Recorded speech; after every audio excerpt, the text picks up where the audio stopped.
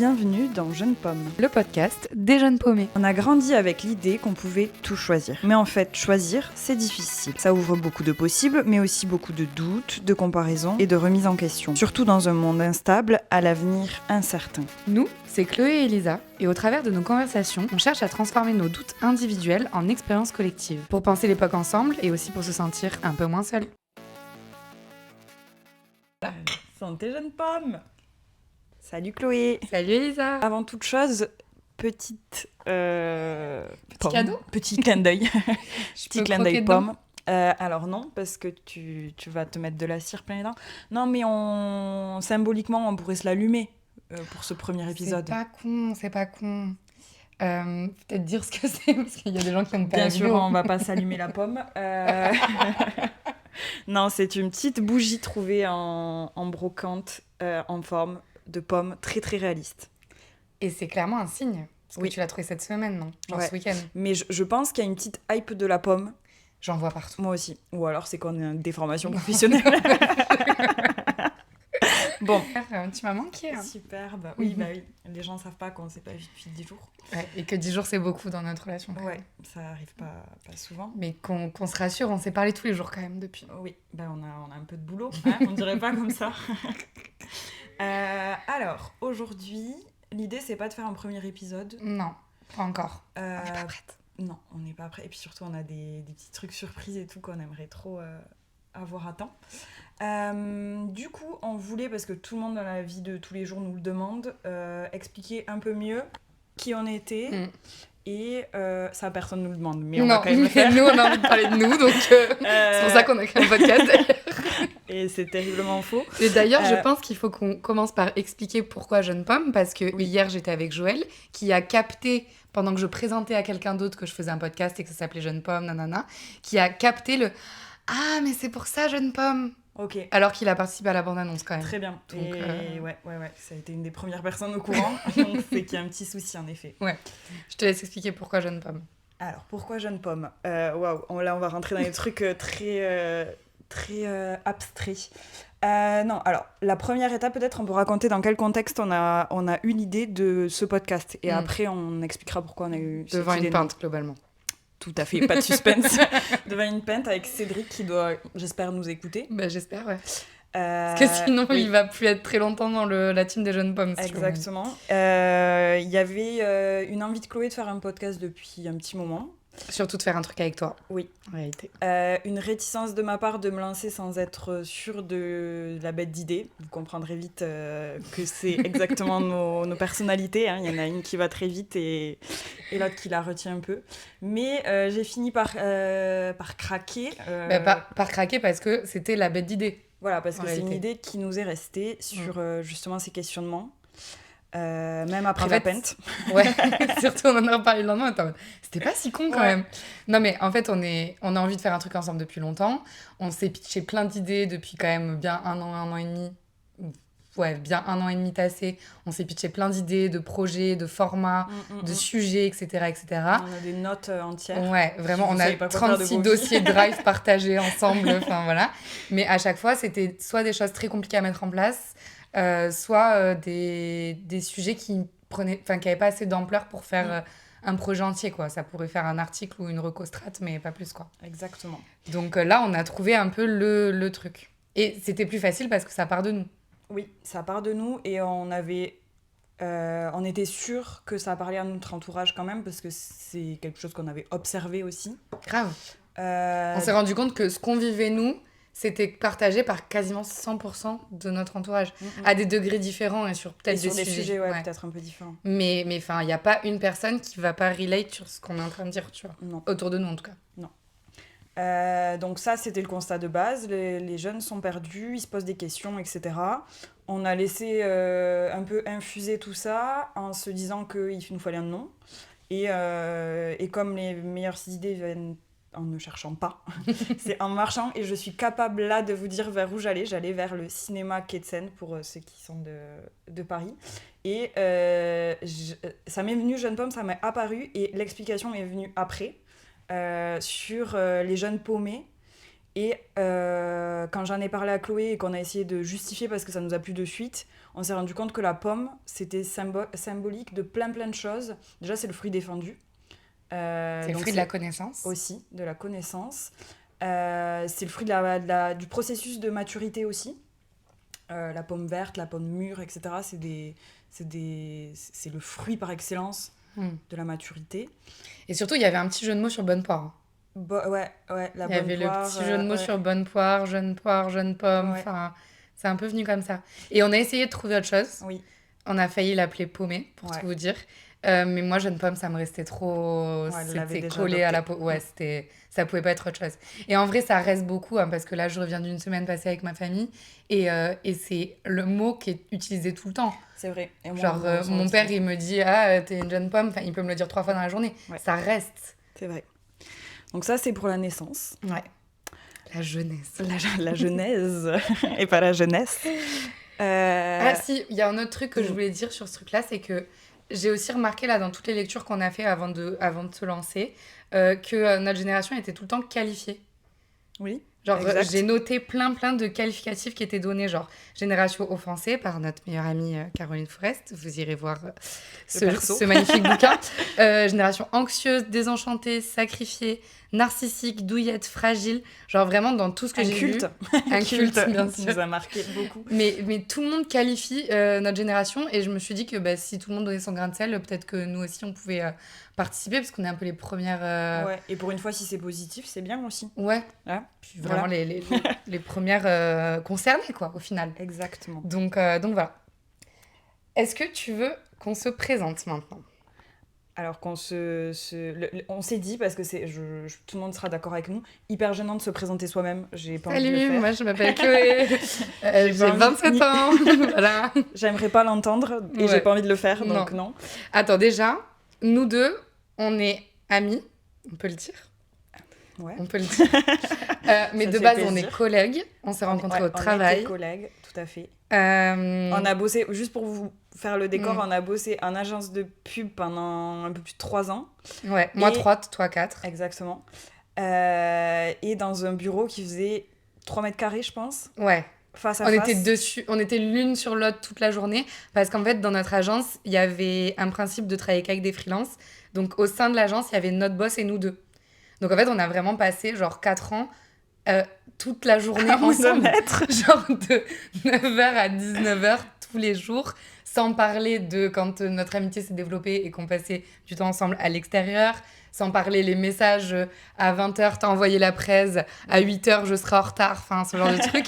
En fait, 8h, c'est jamais à 8h. À 9h45, je serai en retard. Enfin, ce genre de truc on a quand même passé 4 ans collés, quoi. Oui. Et depuis qu'on n'est plus dans cette agence, on est toujours collés.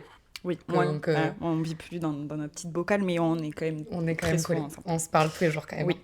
Et donc, j'ai quitté l'agence en septembre l'année dernière et Chloé, comme elle fait à peu près tout comme moi, a quitté en décembre. Exactement. Voilà, donc, Et moi, je me suis dit que pour te présenter, il y avait une anecdote très marrante que je pouvais raconter. Alors, juste attends, il faut dire que je ne sais pas comment elle va me présenter, elle ne sait pas comment je vais la présenter. Moi non plus, je ne sais pas comment je vais la présenter, ça, elle ne sait pas encore. Vas-y, commence. Alors, déjà, je tiens à dire que tous les gens te présenteraient en disant elle a l'accent du Sud, elle a l'accent chantant, tout ce que tu veux et tout. Sachez qu'elle l'a perdu, en fait. Elle l'avait beaucoup plus quand je l'ai rencontrée. Ou alors, je l'entends plus. Peut-être que je l'entends plus. Non, je pense que je l'ai un peu perdu. Mais donc, moi, j'ai pas du tout envie de parler de son accent, parce que c'est pas que ça qui la caractérise, ce n'est pas juste un soleil dans la voix. Non, ce qui est très très drôle avec Elisa, c'est que du coup, quand on s'est rencontrés et qu'on a commencé à bosser ensemble, c'était un peu ma boss. On était toutes les deux en alternance, mais elle était là depuis une année plus que moi. Elle a eu son CDI une année avant moi, et donc du coup, il y avait un peu ce truc de hiérarchie où c'était ma boss, quoi. Et donc, au travail, très carré, très, comment dire, rigoureuse, très faire attention à tout et tout. Enfin, vraiment, genre, très professionnelle. Tu sais où je vais. Oui, bien sûr, vas-y. Très professionnelle. Donc, vraiment, genre, Elisa, c'est la plus carrée d'entre nous. C'est celle qui gère les to-do list, les drives, les machins. Enfin, genre, voilà. Vous avez compris le personnage. Et quand on a commencé à traîner ensemble en dehors du bureau, et qu'on a commencé à faire des ma mère. quand on a commencé à faire des trucs en dehors du bureau, en fait, j'ai découvert une Elisa complètement dans la lune. Pas du tout avec des to-do list. Et Mais pas je suis du Gémeaux tout. aussi. Mais tu dis Pardon. avant ce que je veux dire. C'est fou quand même d'avoir un cerveau pour deux comme ça. Non, mais c'était très très drôle parce que j'étais devenue la meuf qui l'empêchait de traverser au passage piéton Vraie anecdote et qui lui pas qu'une tirait la fois. manche Oui. pour Je serais quand morte c'était le sans moment. toi. Mais vraiment. Et donc on passait de l'un à l'autre et du coup, ouais, c'est ce que je voulais dire, c'est juste parce que t'es Gémeaux en fait. Oui. Donc t'as vraiment deux faces. C'est vrai. Voilà. Mais dans les deux faces, t'es fan, donc c'est ok. Ok, cool. Donc je pense que c'est une bonne façon de te présenter, voilà. C'est un peu les deux penchants de ta personnalité. Ça me va. Comment moi je pourrais te présenter moi j'avais envie de... Bon, vous avez compris, on se ressemble sur beaucoup de sujets et c'est pour ça qu'on s'est supporté autant pendant 3-4 ans. 4 ans.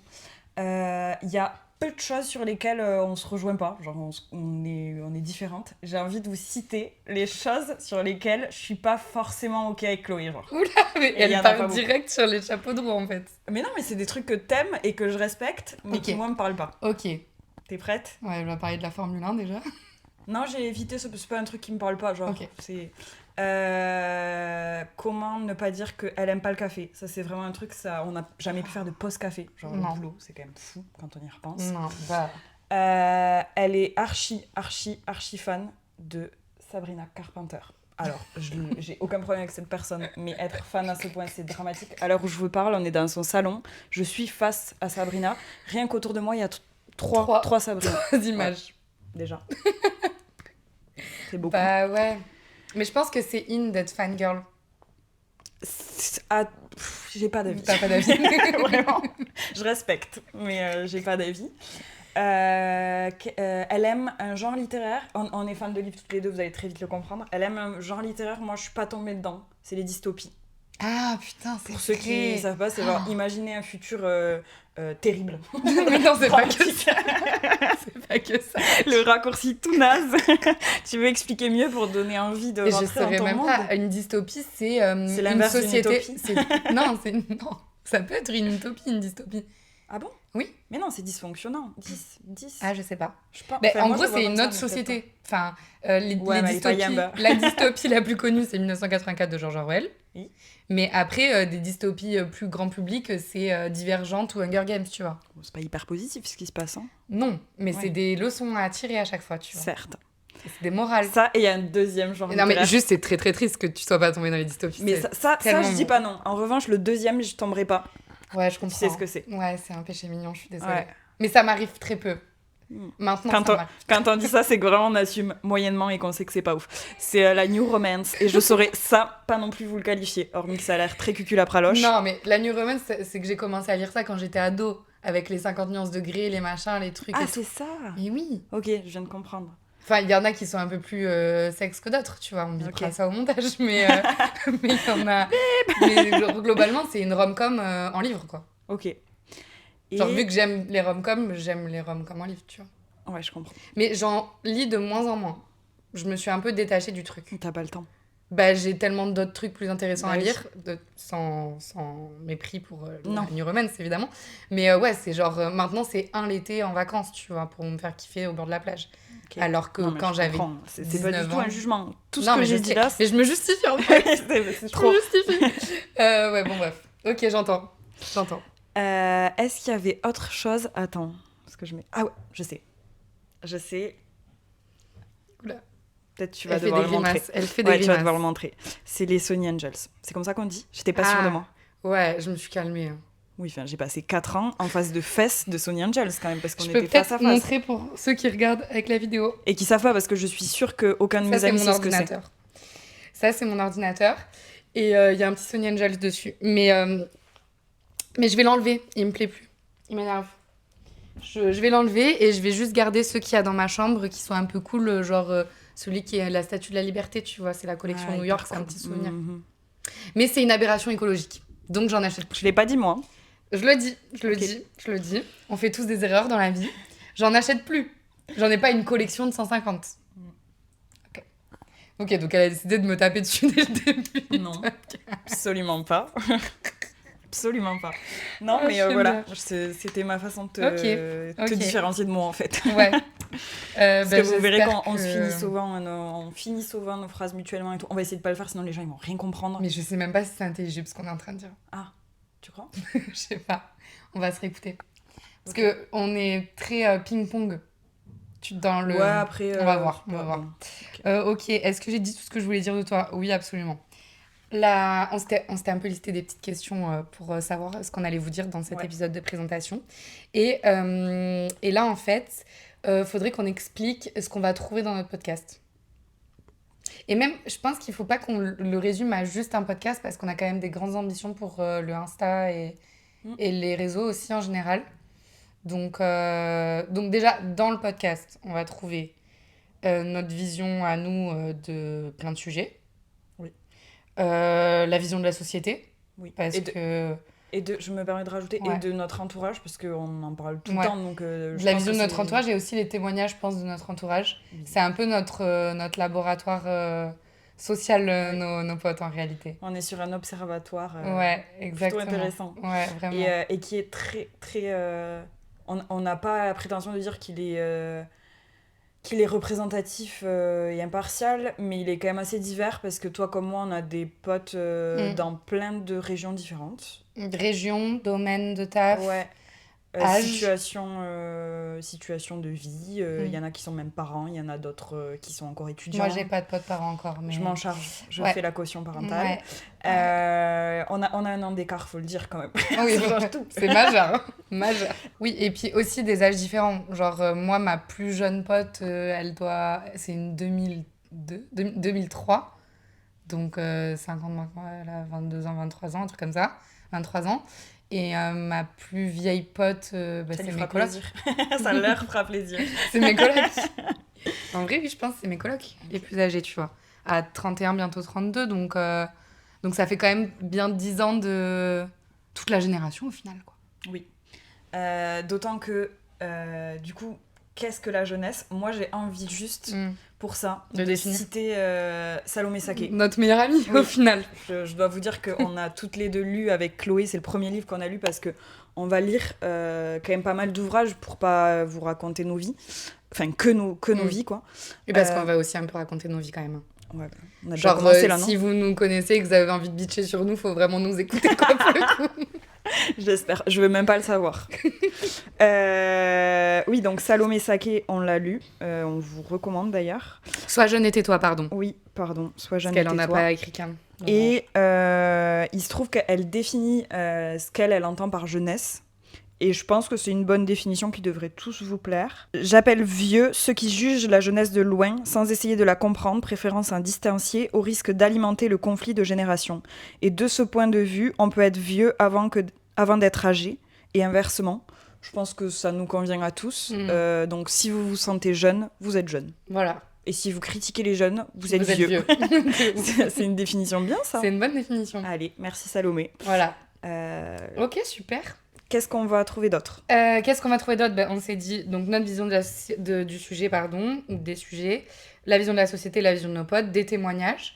Des témoignages, je pense que ça peut regrouper les nôtres, ceux de notre entourage, et aussi ceux soit lus dans des ouvrages, dans des magazines, sur les réseaux sociaux, etc. Enfin, oui. On lit quand même beaucoup de gens qui parlent de ces sujets-là. Donc voilà, je pense qu'on pourra piocher là-dedans aussi. Puis je pense qu'il y a des sujets qui seront traités sociologiquement, typiquement le premier dont on vous parlera tout à l'heure, et d'autres moins où on va plus être à l'écoute des vécus personnels. Je pense que ça va être à chaque fois un peu différent. T'as raison. Et on a envie qu'il y ait toujours un peu une caution experte sur le truc. Donc en effet, nous, on va beaucoup préparer les épisodes en amont et beaucoup lire sur le sujet, lire, écouter, regarder des choses, etc. Pour avoir des sources assez fiables à citer, pour que pas tout sorte de notre tête.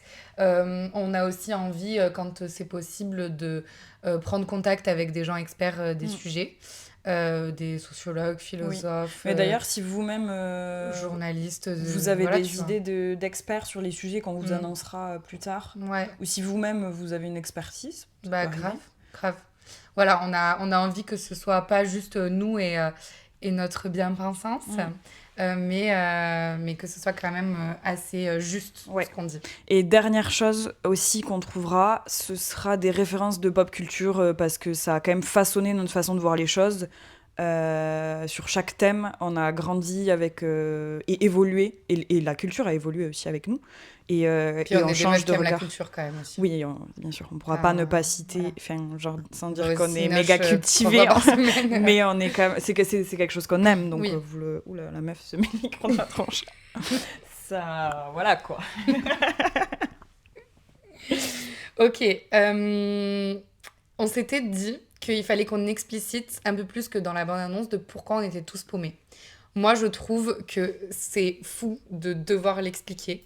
Enfin, on va le faire parce que c'est notre sujet, Ouais. mais c'est quand même fou que ce soit pas une évidence pour n'importe qui de pourquoi on est si paumé. Mm. Genre, je comprends même pas pourquoi les gens de 40-50 ans, ils pètent pas un câble aussi, tu vois. Ouais, mais oui, c'est vrai. Oui, mais parce En vrai de qu'ils vrai. sont dans une forme de stabilité, ils ont Ah plus ouais, rien mais à... s'il réfléchissait 3 minutes, je dis pas qu'il réfléchit pas, mais il y a des sujets sur lesquels tu pètes un câble que t'as 25 ans, 30 ans ou 60 ans. Par exemple, la crise écologique, tu vois. Ouais, oui, 100%. Mais de là, enfin, est-ce que... Nous, on est encore dans une forme d'espoir, surtout. Hmm. Eux, malheureusement, ils sont quand même, souvent, pas tous, Et dans de une forme déni aussi. de déni ou alors de fatalisme ou Ouais. de désespoir. De lâcher prise de bah vas-y, c'est plus mon dos, j'ai fait ce que j'avais Malheureusement, à on faire. l'entend. Et c'est pas tout le Ouais. monde, heureusement. Genre, tu vois, quand il y a Ouais. des gens qu'on entend sur certains sujets qui prennent la défense de notre génération ou qui ont un point de vue lucide sur quelque chose qui a changé, Ouais, ça arrive je suis aussi. d'accord. Je suis d'accord.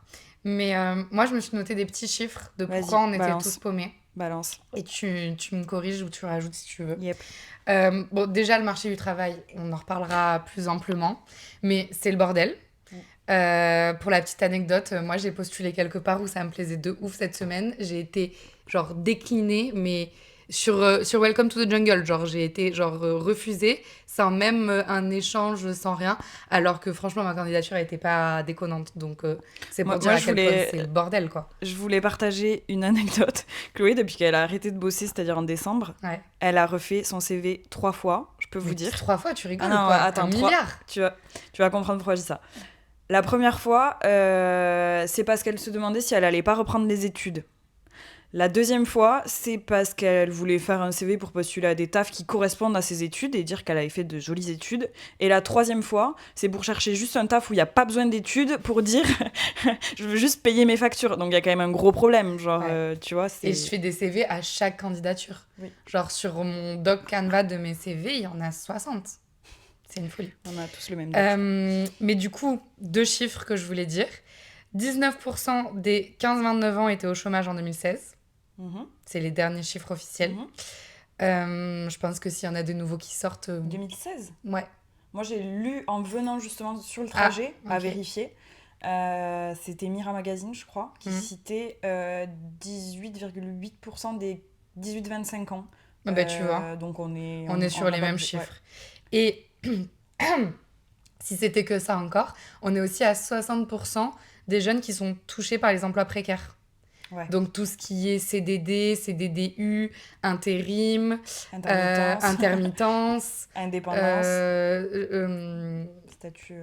freelance. Oui. Mais voilà, freelance, tous ces trucs-là, quoi. Auto-entrepreneuriat et tout. 60%. Ok, donc c'est beaucoup. Ouais. J'allais essayer de faire une proportionnelle, c'est pas mon délire. C'est mais plus oui, d'un c'est jeune sur 2 qui a un taf précaire. Ouais. Oui, c'est 2 tiers en fait. Oui. C'est ça que j'essayais de calculer, c'est énorme. Ouais. On n'est pas bonne en maths, ça. Non. Peut-être que vous Je l'avez vous en compris. rendrai vite compte. Mais c'est quand même énorme. Oui.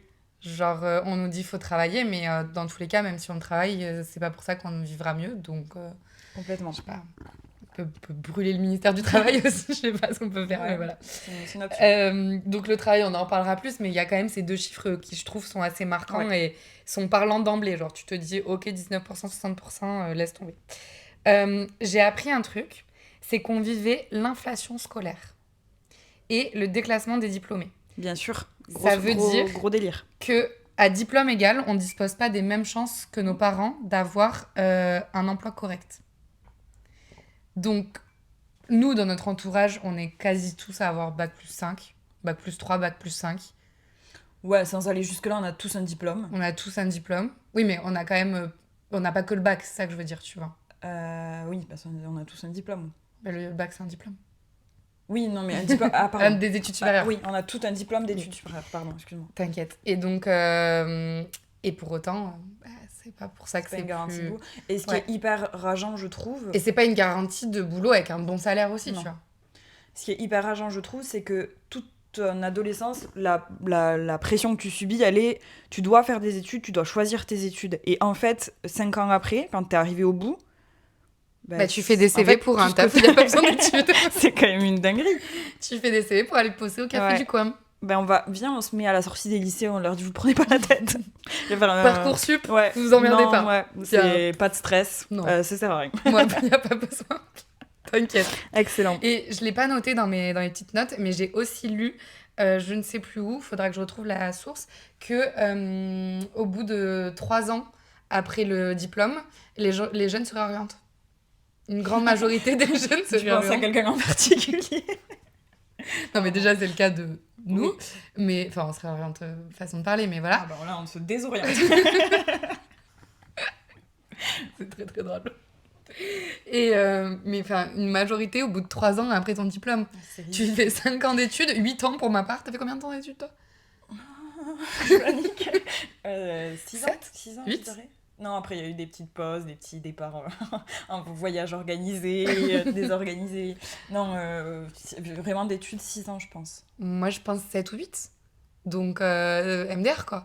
Mais tu sais que moi, ça m'a toujours marqué quand on était, je pense, au lycée. On faisait que nous répéter qu'on allait changer au moins 8 fois de job.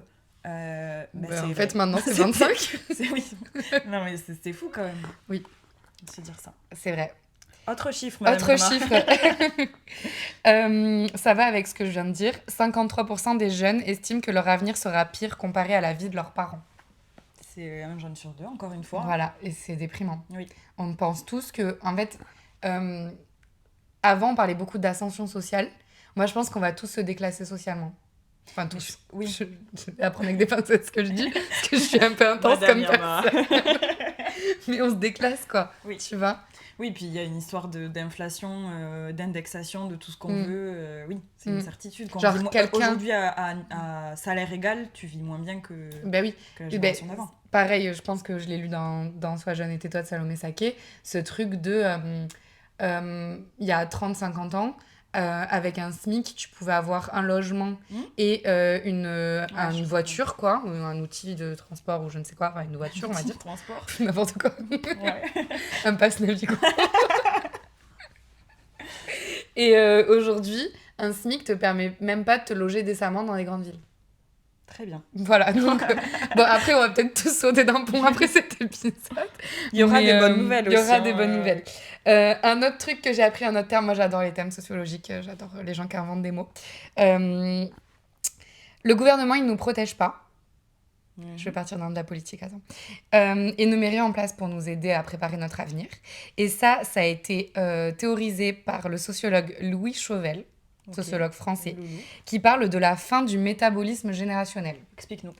En gros, ça veut dire que le métabolisme générationnel, c'était que chaque génération au pouvoir préparait l'arrivée de la génération suivante.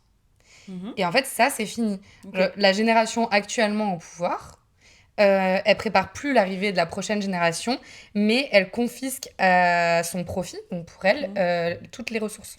Ok, et ça me fait penser, du coup, je rebondis sur ce que prouve, ou raconte en tout cas Salomé Saké, encore elle, dans Sois jeune et tais-toi. Jeune et jolie, autre chose, complètement. C'est Laetitia, là, rien à voir. Elle nous raconte que, en fait, un truc super déprimant, mais je suis obligée de vous le partager, même si tous les jeunes allaient voter aujourd'hui, ils sont minoritaires par rapport aux générations au-dessus. Et donc, ils n'auraient pas une majorité. Pas gain de cause, quoi. Voilà. Donc, c'est assez déprimant de se dire que, de un, on n'est pas pris en compte politiquement, et que de deux, il y a peu de chance. On n'a pas de poids dans la balance. Il y a peu de chances qu'on arrive à faire bouger les choses par le vote. Ce qui est un vrai sujet. Révolution. Révolution. Voilà, on ne dira pas nos penchants politiques. Hein. Non, ça va être vite voilà. perçu, je pense. Donc, j'ai bien aimé ce truc de la fin du métabolisme générationnel. Très beau, très belle expression. Merci Louis Chauvel pour cette expression. L'écologie. On a dépassé 6 des 9 limites planétaires. Voilà, pas besoin d'en dire plus. Et les 3 autres, elles sont en comment ça s'appelle, sous pression. Sous pression. Sous pression, en cours Comme nous. Voilà. Elles sont sous pression. Donc, à partir de ce moment-là, on pourrait lister tous les effets dévastateurs que ça a sur la planète et sur nous. Mais on va pas le faire, on va le garder pour plus tard. Parce que sinon, on va vraiment aller se... Voilà. Bon, des guerres éclatent tous les 3-4 matins, ça n'a rien de neuf. Mais tout ça, ça m'a donné envie d'inventer un concept. Oh, elle se la joue sociologue. Voilà, je vais peut-être reprendre mes études au final. Non, je me suis dit... tu me dis ce que t'en penses, ok? Toujours. De toute façon, je te laisse rarement penser sans avoir un avis, mais vas-y. Donc, on a grandi dans un monde avec des crises successives et tout, c'est ce qu'on a voulu démontrer. Elle se moque. C'est ce qu'on a voulu démontrer dans notre bande-annonce et c'est une des raisons pour lesquelles on fait ce podcast. Mais du coup, est-ce qu'on peut pas dire, attention, les termes sont forts, qu'on a vécu une socialisation par la crise ? En contre, tu vois, genre versus une socialisation par la stabilité. Et la grande différence, attends, j'appuie mon propos. La grande différence de la socialisation par la crise et de la socialisation par la stabilité, très dur à dire plusieurs fois d'affilée, c'est que la socialisation par la crise, ça fait que t'as pas confiance en l'avenir, alors que la socialisation par la stabilité, t'as confiance en l'avenir. Tu vois ? Oui. Et donc, on peut dire que les générations d'avant, c'était stable, le monde, enfin, stable plus ou moins. Il y a toujours eu des choses géopolitiques et attention, tout. Mettons-nous d'accord, on ne dit pas qu'on est les seuls à vivre des choses horribles, bien sûr. Enfin, genre, juste, c'est pas du tout ça. Hein. Juste, ces 20 dernières années, il y a quand même un agglomérat, j'ai sorti ce mot, c'est fou, un agglomérat de plein de crises qui sont très rapprochées et qui font que c'est plus marquant dans la façon dont ça nous façonne en tant que jeunes et en tant que personnes en développement que des crises tous les 20 ans, tu vois, ou tous les 30 ans, comme on pouvait en vivre avant, tu vois. Et je crois qu'il y a aussi un truc de crise un peu, à chaque fois, universelle. C'est-à-dire qu'on se parle pas... Enfin, tu vois, quand Pardon, j'ai mon micro là, je pense qu'on va pas entendre. Je pense que les crises sont, du coup, plus universelles dans le sens où Covid, ça en a épargné son père. Le terrorisme, ça en a épargné son père, que ce soit le gars dans le Gers ou le mec à New York. Personne, tout le monde a été touché. Tout ça pour dire que quand t'as grandi pendant les 30 Glorieuses et que t'as eu ton adolescence, ta vingtaine pendant les 30 Glorieuses et tout, ton imaginaire et ta façon de voir la vie et ta façon d'appréhender l'avenir, elle est façonnée de façon très différente que quand t'as grandi avec les attentats, comme tu disais, le terrorisme, avec les crises économiques, les crises sanitaires, enfin le Covid... vivre le Covid quand t'as 50 ans, c'est une chose. Vivre le Covid quand t'en as 20. Et que t'es en construction sociale. Il y en a, ils ont passé le bac. Moi, j'étais à la fac. Toi aussi, t'étais à la fac, non, pendant le Covid ? Non, je préfère pas te dire que j'étais en Australie, globalement. Mais moi, j'étais à la fac. J'ai pas passé mes partiels, les cours à distance et tout. Enfin, c'est une autre manière de vivre ta vie étudiante qui est quand même... Donc voilà. Donc, je pense qu'on peut dire qu'on a été socialisés par la crise. Vous l'aurez entendu ici en premier. Ouais. On va écrire un concept qui va traverser vraiment la planète. Voilà. Et les années. Voilà. J'aurai ma tombe au Père-Lachaise grâce à ça. Donc voilà, je pense que c'est un peu toutes les raisons pour lesquelles on est paumé. Enfin, c'est pas toutes les raisons, liste exhaustive, mais c'est quand même déjà des belles raisons d'être un peu paumé quand il faut construire l'avenir, ils disent, et quand il faut imaginer la suite... c'est beaucoup, quoi. Et j'ai aussi envie quand même de parler du volet déconstruction qui aussi fait qu'on est perdu dans le sens où on est en train de réinventer un modèle de société, tu vois, et je pense que ça aussi, ça joue. Ouais. Déconstruction, moi j'adore ce mot parce que c'est ce qu'on fait tout le temps nous, mais c'est quand même très dans nos cercles, tu vois, genre toute la jeunesse ne se déconstruit pas, Il y a quand même une grande majorité, mais peut-être pas toute la jeunesse, tu vois. Non, mais il y a quand même énormément de choses pardon, dans les relations hommes-femmes et dans la façon dont on se positionne au sein de la société qui ont évolué, Oui, tu vois. bah Dieu bénisse. Mais ça, c'est des choses récentes, c'est-à-dire que jusqu'à il y a 50 ans, rien n'avait jamais bougé sur ces sujets-là. Là, en très peu de temps, ça a bougé, tu vois. C'est Donc une je pense, accélération voilà, majeure. même si on est loin du compte, ça c'est, tu sais à quel point je suis d'accord là-dessus, mais je pense que c'est quand même des choses qui, notamment dans des sujets qu'on pourra aborder, que sont les relations, que ce soit amicales ou amoureux, c'est ça, cette chose-là, elle amène plus de questions Mais que... surtout, en vrai, je vais m'auto-contredire dans le sens où ceux qui vont se déconstruire sur les relations amicales et amoureuses, c'est peut-être les mêmes, mais peut-être pas les mêmes que ceux qui vont se déconstruire sur le rapport au travail ou Exactement. sur le rapport à la propriété ou le rapport à la parentalité, j'en sais rien quoi. Donc tout le monde à un petit niveau va quand même... Oui, Enfin, oui, les puis lignes bougent quoi. exactement. Mais tu vois, en l'occurrence, je pense que les crises qu'on mentionnait tout à l'heure sur le côté travail, rapport à plein de choses, c'est sûr, ça a un impact. En revanche, sur les relations, c'est plus le côté Vécu. déconstruction, tu vois, Ouais, je suis d'accord. remise en question du Oui, patriarcat, oui. etc., qui va du coup générer des questions, je pense, Mm. pour chacun d'entre nous. Ouais. J'espère, en tout Bon, on cas. a du pain sur la planche en tout cas. Ouais, il y a du taf. Il y a du taf. On a déjà quelques idées de thèmes parce que c'est quand même des évidences, le Mm. travail. Oui. C'est une évidence. Et ce sera le premier on va épisode. commencer Ouais. par ça, ouais. Parce que... Il en faudra peut-être même 12 épisodes ouais, là-dessus. je pense. Ça durera peut-être 33 heures, parce que vous avez compris que là, on pourrait continuer à parler longtemps. Mais donc, ouais, le travail. On va forcément parler de l'amour aussi. De l'amitié. De parce que l'amitié. c'est important. L'amitié, c'est une place centrale, même plus que l'amour dans nos vies. À l'heure actuelle. À l'heure actuelle. Donc voilà, on va forcément parler de ça. On va parler de l'engagement, parce qu'on est quand même deux personnes assez engagées sur plein de sujets. Donc forcément, ça va nous toucher aussi. On va parler du voyage. On va parler du lieu de vie. Du lieu de vie. On va parler du sexe peut-être un jour aussi. Peut-être un jour. Maybe, one day. Je pense que c'est important. Et surtout, si vous avez des suggestions bienveillantes pour nous, on est preneuses de ouf. Grave, des envies particulières. Voilà. Et puis voilà, c'est tout quoi. J'espère qu'on a été clair. Si vous avez des questions, ça va nous trouver. Hein. Oui. Voilà. Tout à fait. Bisous. Merci Chloé. Merci. Ok, t'es prête? Oui, ma pomme.